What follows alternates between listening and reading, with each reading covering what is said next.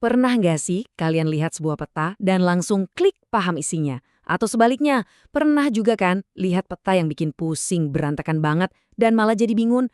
Nah, dalam beberapa menit ke depan, kita akan kupas tuntas dasar-dasar desain peta yang efektif berdasarkan buku Gretchen and Peterson. Kita bakal cari tahu gimana sih cara bikin peta yang hebat dan kenapa itu penting banget. Oke, kita mulai dari pengakuan yang jujur dan mungkin sedikit lucu ya. Ternyata, seorang ahli sekelas Gretchen Peterson pun ngaku kalau di awal karirnya peta yang dia buat itu jelek. Ini nunjukin satu hal yang penting banget di dunia pemetaan. Nah, ini dia nih akar masalahnya. Banyak banget loh orang yang kerjaannya bikin peta, entah itu analis, ilmuwan, atau perencana, mereka jago banget di bidangnya, tapi soal desain grafis sering kali nol besar. Jadi ada semacam lubang pengetahuan gitu yang butuh banget diisi dengan panduan yang bagus dan praktis. Disinilah peran seorang geoprofesional muncul. Ini bukan cuma soal orang yang jago pakai software GIS loh, tapi ini tentang seorang profesional yang punya tanggung jawab gede banget. Coba bayangin, setiap peta yang mereka buat itu bisa mempengaruhi keputusan penting, membentuk opini publik, bahkan mengubah cara kita semua melihat dunia. Jadi intinya ini peran yang punya tanggung jawab etis yang melekat. Tapi, ada satu musuh besar yang dihadapi semua geoprofesional, waktu. Gimana caranya bikin peta yang keren dan didesain dengan baik kalau dikejar-kejar deadline? Yuk, kita lihat gimana dilema ini biasanya terjadi. Nah, yang menarik di sini adalah perbandingannya.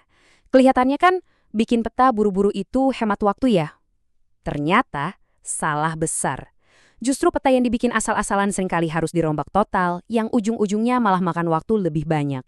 Sebaliknya, kalau kita investasikan waktu sedikit lebih lama di awal buat desain yang matang, hasilnya bukan cuma peta yang jelas, tapi juga bisa jadi cetakan buat proyek berikutnya.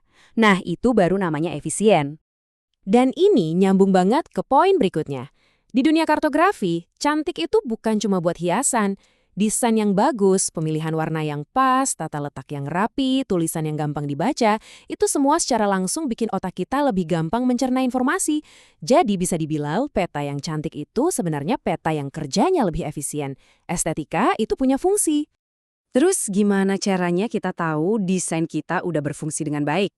Jawabannya sebenarnya sederhana, tapi sering banget diabaikan. Minta masukan dari orang lain. Kritik yang membangun itu bukan serangan personal loh, justru itu alat paling ampuh yang dipunya seorang pembuat peta buat jadi lebih baik lagi.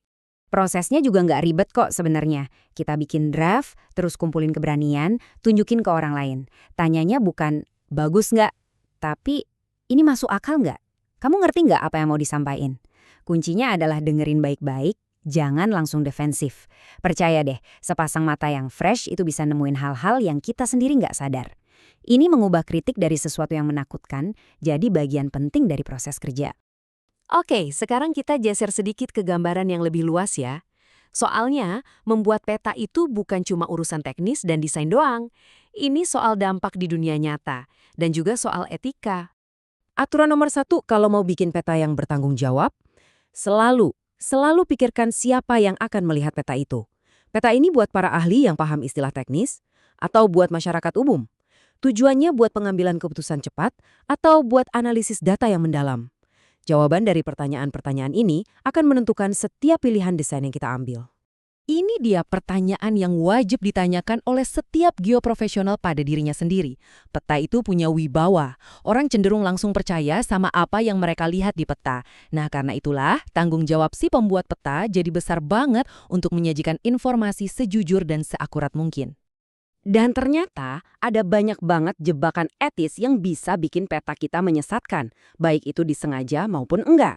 Pemilihan warna bisa menggiring opini, sumber data yang nggak jelas bisa menyebar hoaks, dan ada satu yang sering banget kejadian. Bikin peta koroplet, tahu kan yang wilayahnya diwarnai beda-beda, tapi datanya nggak dinormalisasi. Contoh gampangnya, nampilin total kasus COVID per negara. Ya jelas negara yang penduduknya banyak kelihatan paling parah, padahal kalau dihitung per kapita ceritanya bisa beda jauh. Jebakan-jebakan kayak gini nih yang harus selalu diwaspadai. Apalagi di zaman media sosial kayak sekarang, risikonya jauh lebih tinggi. Satu peta yang menyesatkan bisa jadi viral dalam hitungan jam, menyebarkan disinformasi ke jutaan orang.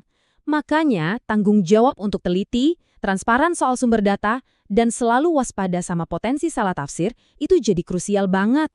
Jadi pada akhirnya peta itu lebih dari sekedar kumpulan titik dan garis. Peta itu adalah sebuah argumen visual, sebuah cerita yang dibentuk oleh pilihan-pilihan desain dan etika si pembuatnya. Dengan memahami prinsip-prinsip ini, kita nggak cuma bisa jadi pembuat peta yang lebih baik, tapi juga jadi pembaca peta yang lebih kritis dan lebih cerdas.